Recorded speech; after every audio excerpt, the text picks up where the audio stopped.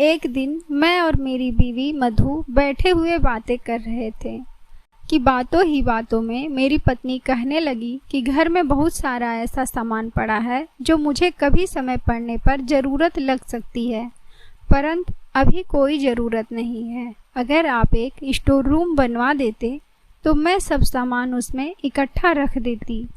एक कमरे में सब सामान रहता तो बाकी कमरे साफ और सुंदर लगते।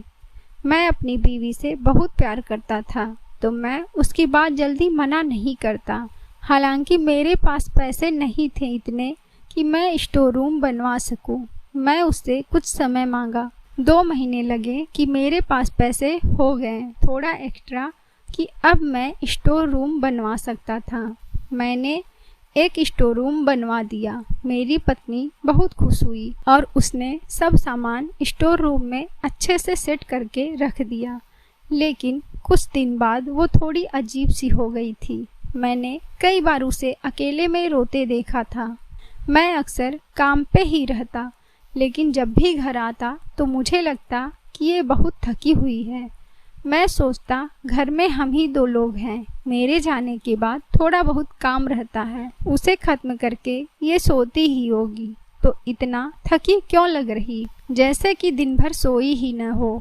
मेरी पत्नी से मेरी कभी लड़ाई नहीं हुई थी, मेरे बच्चे भी नहीं थे, पर मैंने उसको कभी भी इसका ताना बोली नहीं सुनाया। हम लोग हमेशा खुश रहने वाले इंसान थे। मैं अपनी कम तनख्वाह में भी उसे खुश रखने की कोशिश करता। उसे बाहर घुमाने ले जाता, कभी उसे कोई गिफ्ट ला के देता। उन दिनों उसे कहीं घूमने फिरने का शौक ही नहीं रह गया था। मैं कभी कहता भी तो वो मना कर देती, बोलती मैं नहीं जाऊंगी, आपको जाना हो तो जाइए। मुझे बुरा भी लगता, लेकिन मैं अपनी बीवी से लड़ना नहीं चाहता था, तो मैं चुप हो जाता। मैं उसके इस बर्ताव से बहुत परेशान था। आखिरकार मैंने एक दिन पूछ ही लिया। मैं बोला, क्या बात है, ऐसा क्यों रहती हो, कोई परेशानी हो तो बताओ। उसने बोला, कोई बात नहीं। मैं फिर उससे पूछा, तो आखिर ऐसा बर्ताव क्यों है? मैंने तुम्हें रोते हुए भी कई बार देखा है, कहीं बच्चे को लेके नहीं न परेशान हो? चलो कोई बात नहीं, मैं तुम्हारा बढ़िया हॉस्पिटल में इलाज करा दूंगा। उसने गुस्से में बोला, मुझे किसी बात का दुख नहीं है, मेरे पास बच्चा संभालने का समय नहीं है। अब तो मुझे बड़ा दुख हुआ। ये क्या बोल रही, बच्चा संभालने का समय नहीं है? मैं भी खूब तेज से क्या करती हो दिन भर, बस 2 लोगों का खाना बनाना है, उस पे भी इतना गुस्सा। रहने दो, अब मैं घर पे खाऊंगा ही नहीं। उसके बाद वो भी चुप। मैं वहाँ से निकल गया। अगले दिन मेरी तबीयत थोड़ी ठीक नहीं लग रही थी, तो मैंने 2-4 दिन की छुट्टी ले ली काम से, पर मैं अभी भी मधु से गुस्सा था। उसके बाद वो मुझे मनाई और खाना खिलाई। फिर उसने मेरी खूब सेवा की।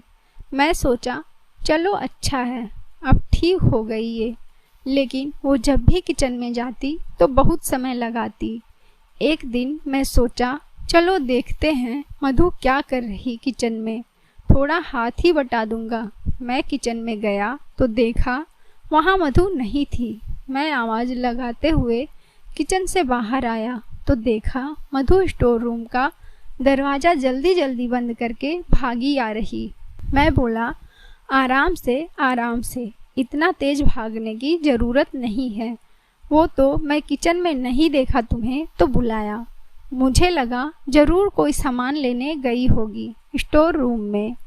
मेरी तबीयत थोड़ी ठीक लगने लगी थी तो मैं काम पे जाने लगा। एक दिन आया तो देखा मधु स्टोर रूम का दरवाज़ा बंद करते हुए अपनी आंसू पोंछ रही। मैं बोला, मधु क्या हुआ, तुम रो क्यों रही? उसने जल्दी से आंसू पोंछ लिए और बोली, नहीं तो कुछ भी नहीं है। मैं सोचा ये झूठ क्यों बोलती है, हमेशा जब भी मैं रोते हुए देख लेता हूँ। मैंने फिर बोला, देखे तो स्टोर रूम में क्या क्या रखी हो। उसने बहुत तेजी से हमें ढकेला और बोली, चलिए पहले हाथ पैर धुलिए, मैं चाय बना के ला रही।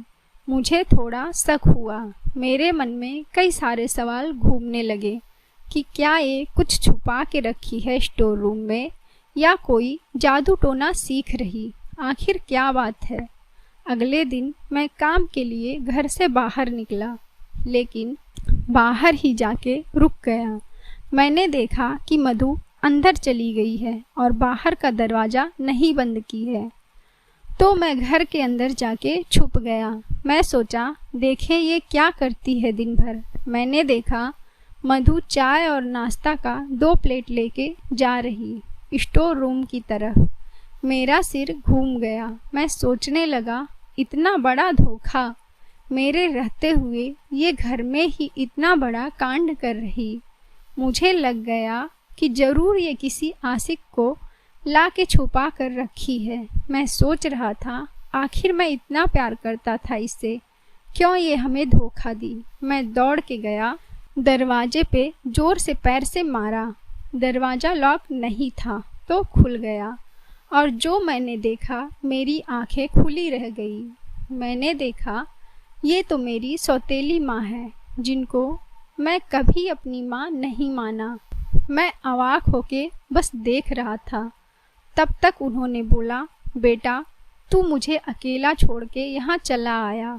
मैं दर दर भटक रही थी, कोई कुछ दे देता तो खा लेती, वरना भूखे ही सो जाती। एक दिन एक व्यक्ति से मैं कही, मेरे पास कुछ और तो है नहीं, बस यही मेरे कान की बाली है, ये तुम रख लो और मुझे मेरे बेटे के पास पहुंचा दो। उस व्यक्ति को मैं तुम्हारा पता बताई और उसने मुझे लाके यहाँ छोड़ दिया और बाली भी नहीं ली। अब मैं आई तो तुम घर पे नहीं थे। बहू देखी मुझे तो डर गई और कहने लगी, माँ जी ये आ जाएंगे तो बहुत गुस्साएंगे, आप वापस चले जाइए। मैं रोने लगी तो बहू ने मुझे यहाँ छुपा दिया और यही मुझे रोज़ भोजन पानी दे देती। तुम्हारे जाने के बाद मैं बाहर भी आती हूँ। मैं शर्मिंदा था। मैंने अपनी माँ और बीवी से माफ़ी मांगी और हम फिर खुशी खुशी रहने लगे। माँ की कृपा से हमें एक औलाद भी है। अगर स्टोरी अच्छी लगी हो तो वीडियो को लाइक करिए और चैनल को सब्सक्राइब करिए। धन्यवाद।